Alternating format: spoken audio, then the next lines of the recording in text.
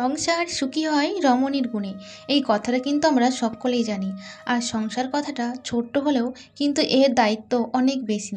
তো আমি একজন গ্রামের বউ হয়ে কিভাবে আমি এত বড় সংসারের দায়িত্ব নিচ্ছি, তো সেটা তোমার সাথে শেয়ার করব।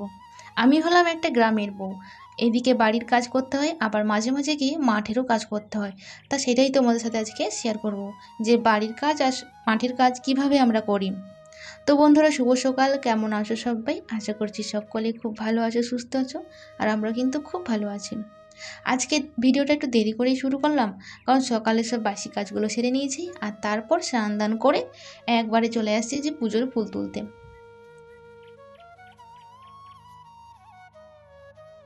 প্রত্যেক দিন কিন্তু ঠাকুমা এসে ফুল দিয়ে যায় ওই বাড়ির থেকে। আজকে একটু সকাল সকাল স্নান করে নিয়েছি, সেজন্য ঠাকুমা কিন্তু এখনও ফুল দিতে আসেনি। গাছে যেই কটা নয়নতারা ফুল ছিল সেগুলো তুলেছি, আর কটা গাঁদা ফুল ছিল সেগুলো আমি কিন্তু তুলে নিয়েছি আমার ফুলের সাজিতে। তো ফুলগুলো ভালো করে ধুয়ে রেখে আমি চলে এসেছি এই যে একটুখানি সিঁদুর পরতে। তো আমি একটু সিঁদুরটা পরে নিলাম। তারপর এই যে তুলসী গাছে আমি আগে জল ঢেলে নিচ্ছি। এটা কিন্তু আমার প্রতিদিনের অভ্যেস যে স্নান করে আগে তুলসী গাছে পুজো দেবো। তুলসী মঞ্চটা কিন্তু আমাদের খুব সুন্দর করে সাজানো ছিল, বৃষ্টিতে ধুয়ে ধুয়ে কিন্তু এরকম এবড়ো খেবড়ো হয়ে গেছে। তো তুলসী থানে আমি পুজো দিয়ে নিয়েছি, তারপর চলে আসছি আমার ঘরের ঠাকুরের পুজো দিতে। এভাবেই আমি কিন্তু আমার প্রত্যেক দিনের পুজোটা দিয়ে নিই। তো যেহেতু আমাদের সবার ঘরে ঠাকুর ঘর, সেজন্য একটু খুব অসুবিধা হয়। ঠাকুরকে পুজো দিয়ে খাবার দিয়ে আবার চলে এলাম সোজা রান্নাঘরে। আজকে রান্নাতে কি করব সেরকম কিছু নেই। মা চলে গেছে মাঠে আজকে কাজ করতে। আমার একটা বদ অভ্যেস যে আমি নিজে নিজে সবজি কাটতে পারি না। মা যেখানেই যাক না কেন, যাওয়ার আগে কিন্তু আমাকে রান্নার সব সবজি কেটে দিয়ে গুছিয়ে দিয়ে তারপর কিন্তু যাই। আজকে মাঠে একটু কাজ ছিল, সেজন্য মা তাড়াতাড়ি করে বেরিয়ে গেছে। আর এদিকে আমি একা একা সবজিগুলো কাটছি। ইন্ডাকশানে আমার ভাত হচ্ছে, আর এদিকে আলু আর বেগুন আমি কেটে নিচ্ছি।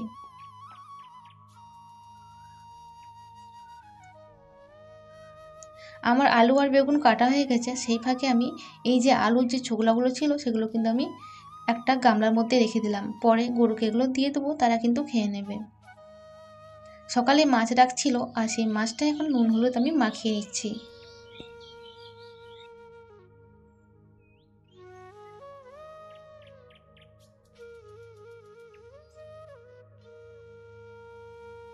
যেহেতু আজকে উনুনে রান্না করব, সেজন্য আগে উনুনটা ধরিয়ে আমি কড়াইটা গরম হতে দিচ্ছিলাম। আর বারবার করে দেখছিলাম যে কড়াইটা আমার গরম হয়েছে কিনা, নাহলে কিন্তু এই যে ঢালাই কড়াইটা না, লেগে যায় মাছগুলো। সেজন্য ভালো করে কড়াইটা গরম করে তারপর তেল দিয়েছি। আর এখন এই মাছগুলো আমি ভেজে নেব।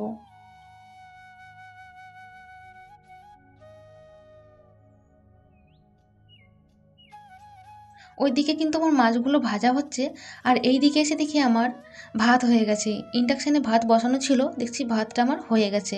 তাই এখন এই ভাতটা কিন্তু আমি নামিয়ে নেব, নাহলে পরে না এই ভাতটা কিন্তু নরম হয়ে যাবে। এটা হচ্ছে রেশনের চালের ভাত। আচ্ছা বন্ধুরা, তোমরা কিভাবে ফ্যান ঝাড়ো? ঠিক এভাবেই তো? না হয় গামলায় করে? আমরা কিন্তু গামলায় করে ঝাড়তে পারি না, কারণ গামলাতে ঝাড়তে গেলে না পায়ে পড়ে যাওয়ার ভয় থাকে। আর আমরা এই যে ফ্যান ঝাড়াতে আমরা ফ্যান ঝেড়ে নিই, এতে কিন্তু পায়ে লাগার ভয় কম থাকে। পুরো ফ্যানটা ঝাড়া হয়ে গেলে আমি কিন্তু হাঁড়িটাকে এইভাবেই রেখে দেবো। এতে কিন্তু পড়বে না হাঁড়িটা। যত ফ্যান আছে ভিতরে সব কিন্তু ঝরে যাবে। গামলায় দেখছি ফ্যান বেশি হয়ে গেছে, সেজন্য আমি একটা ছোট্ট গামলায় করে আর এই যে ফ্যানটা আমি উপর থেকে ধরে নিচ্ছিলাম, যাতে মাটিতে ফ্যানটা না গড়িয়ে যায়। ভাতটা আমি ভর দিচ্ছিলাম, আর বারবার দেখছিলাম মাছটা যাতে না পোড়া লেগে যায়। দেখছি অনেকটা বেশি লালচে হয়ে গেছে। যেহেতু আজকে আলু দিয়ে বেগুন দিয়ে মাছের ঝোল করব, সেই জন্য আগে বেগুনগুলোকে ভেজে নিচ্ছি। একটু হালকা সেদ্ধ করে নেব, নাহলে কিন্তু এগুলো ভালো সেদ্ধ হবে না। আর এই হচ্ছে মাছের তেল, ওটা হচ্ছে বেগুন দিয়ে ছোটো ছোটো করে কেটে পেঁয়াজ দিয়ে লঙ্কা দিয়ে চচ্চড়ি করব। আলুটা একটু সামান্য সেদ্ধ করে তারপর আমি বেগুনগুলোকে দিয়ে দিয়েছি। এতে কিন্তু আমি কোনো মশলা দেবো না। এখন আমি নুন হলুদ লঙ্কা দিয়ে ভালো করে কষিয়ে নেব, তারপর কিন্তু আমি জল ঢেলে দেবো। এতে আর কোনো মশলা দেবো না।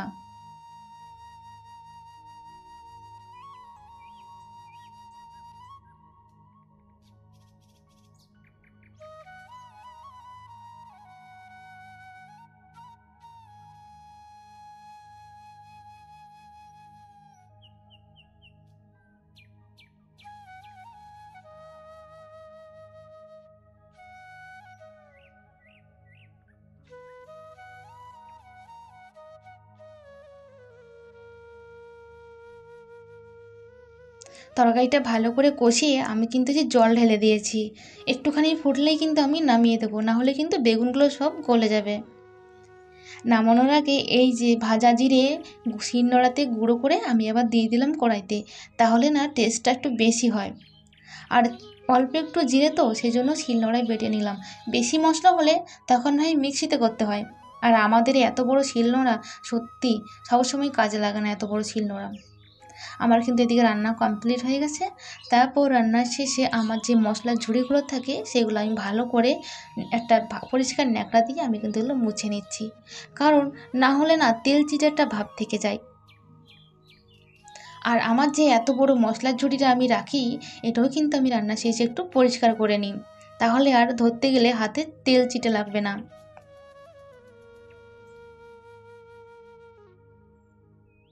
রান্না শেষে এভাবে মশলার ঝুড়িগুলোকে পরিষ্কার করে রাখি বলে বেশিরভাগ সময় কিন্তু আমার ডিপ ক্লিন করা লাগে না, অল্প একটু পরিষ্কার করলেই কিন্তু আমার সব জিনিস পরিষ্কার হয়ে যায়। ওইদিকে মশলার ঝুড়িগুলো আমি পরিষ্কার করে আমার এই যে গ্যাস ওভেনটা মুছে নিচ্ছি।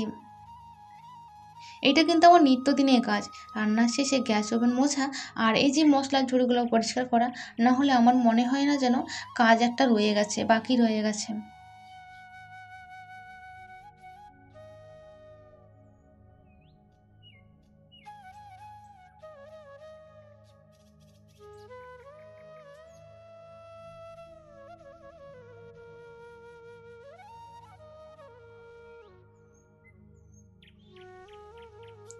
সংসারে সমস্ত দায়িত্বটাই কিন্তু আমার ওপর, কারণ রান্নাবান্না থেকে মাঠে কয়জন মুনিষে রান্না হবে, সব রান্নাবান্নার দায়িত্ব কিন্তু আমার ওপর থাকে। এই গরমের সময় একটু কষ্ট হয়ে গেলেও শাশুড়ি মা থাকে বলে অনেকটা নিশ্চিন্ত থাকি, কারণ যখন আমি না পারি মা কিন্তু অনেকটাই আমাকে সাহায্য করে। গ্যাসটা মুছে আমি চলে আসছি ইন্ডাকশনটা পরিষ্কার করতে। দুপুরবেলা খাওয়া দাওয়া শেষ করে এই যে হাতে ব্লেড নিয়ে চলে যাচ্ছি এখন মাঠে, কারণ মা, তারপরে তোমাদের দাদা ভাই আর আমাদের সোনা তিনজনে কিন্তু চলে গেছে মাঠে, আর এখন আমি যাচ্ছি আস্তে আস্তে করে, কারণ বিকেলের ঘরটা একটু ঝাড় দিয়ে নিয়েছি, একটু জল ভরে নিয়েছি, তারপর আমি যাচ্ছি। এখন আমাদের মাঠে কিন্তু সবুজে সবুজ, যেদিকে তাকাবে সেদিকে কিন্তু সবুজ। সব শেষে মাঠে পৌঁছালাম, যেয়ে দেখি তোমাদের দাদা ভাই একটা বক্স নিয়ে গান শুনছে, আর আমাদের পুচকুটা দেখো কতগুলো ফল পেয়েছে সেগুলো নিয়ে খেলা করছে। তারপর খানিক বাদে দেখি তোমাদের দাদা ভাই গান শুনতে শুনতে এই যে জমির মধ্যে বাঁশগুলো ফেলা ছিল, এই বাঁশগুলো কিন্তু এখন মাচা করার জন্য ভালো করে মাটির মধ্যে ঢুকিয়ে দিচ্ছে। আর এই হচ্ছে আমাদের শশা মাচা পুরো কমপ্লিট হয়ে গেছে, আর মাচায় দেখো ফুল চলে আসছে। আর এইখানে মা কিন্তু গাছের পাতা কাটছে।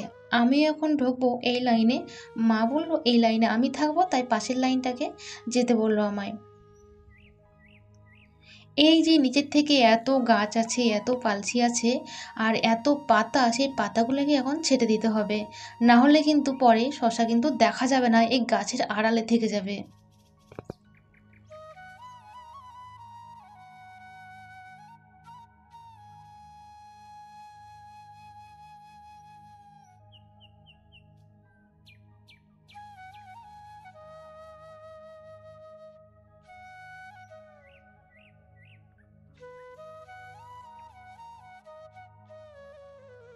প্রথম প্রথম যখন পাতা কাটছি তখন কিন্তু এই যে শশা গাছের যে আল আছে সেগুলো কিন্তু হাতে খুবই লাগছে, কারণ শশা গাছের পাতায় কিন্তু খুব আল আছে। গ্লাভস পরে নিলে কিন্তু খুব ভালো হয়, নাহলে হাতে না চুলকানি হয়ে যায়। আর এই যে যে পাতাগুলো কাটছি এগুলো কিন্তু গড়ার পাতা, তার মধ্যে কিন্তু পালসিও আছে, ছোট ছোট যে টকগুলো ছাড়ছে সেগুলোও কেটে ফেলে দিই।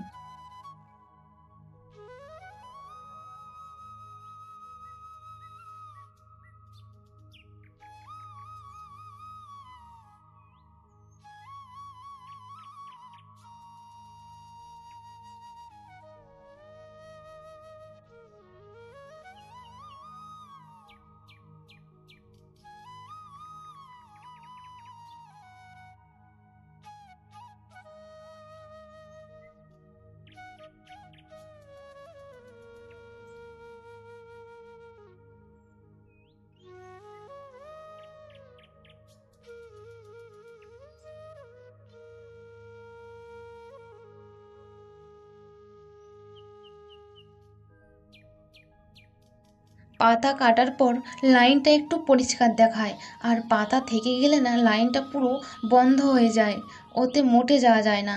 আর দেখো পাতাগুলো কেটে কেটে যাচ্ছে, লাইনটা কি সুন্দর পরিষ্কার হয়ে যাচ্ছে। এভাবে পাতা কাটলে না শশা ধরলে খুব সুন্দরভাবে তোলা যায়।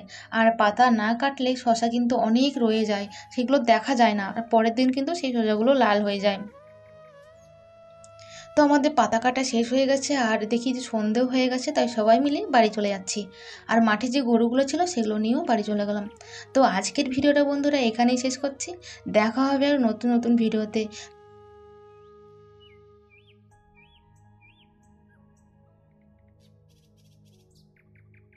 তো আজকের ভিডিওটা তোমাদের কেমন লেগেছে একটু কমেন্ট করে জানিও। টাটা, বাই বাই, দেখা হবে আর নতুন